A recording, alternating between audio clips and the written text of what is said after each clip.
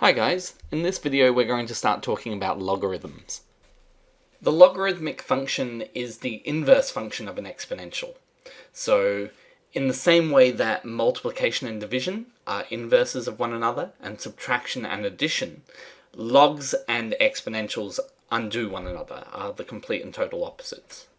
So if we have the function y equals ax, this allows us to rewrite it in a new form, a logarithmic form, as x equals log ay.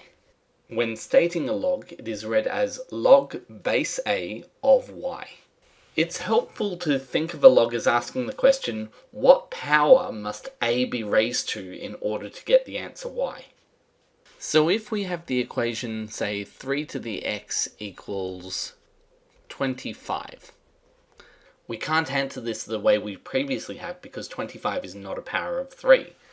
But now that we have logarithms, we can rewrite this equation as x equals log base 3 of 25. And this equals 2.93. To understand what's going on better, it can be helpful to write out an extra line of working. So if we start again with 3 to the power of x equals 25, what we're doing is we're taking log base 3 of both sides. So log base 3 of 3 to the power of x equals log base 3 of 25. And on the left hand side we've got 3 to the power of x, and we're essentially asking what power does 3 have to be raised to get 3 to the power of x?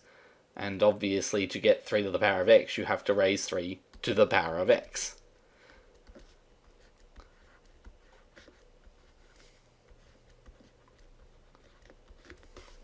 If we wanted to go back the other way, what we would do is we would raise both sides to the power of 3. On the basis that if the two sides are equal, then if they are both indices of the same base, it should still be equal.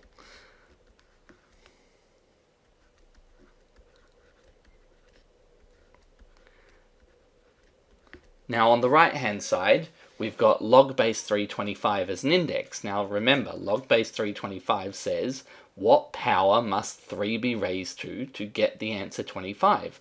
And whatever power that is, we're now raising 3 to that power, which means, if we've done our maths right, we have to get the answer 25. So in both of these cases, what we're imagining here is that log 3 of 3 to the x cancels, leaving only the x, and on this side, 3 to the power of log 3 cancels, leaving only 25. While a logarithm can be taken to any base, log base 10 is known as a common log. If you see a logarithm written without a base, this is log base 10, a common logarithm. On your calculator, you'll have a log button, and this is log base 10. Some calculators have the ability to type in any base for a log, but most will only provide you with the log base 10 or log base e, which we'll learn about much later, buttons. In order to calculate a log then on your calculator, if you do not have the ability to put in a chosen base, requires the use of the change of base rule.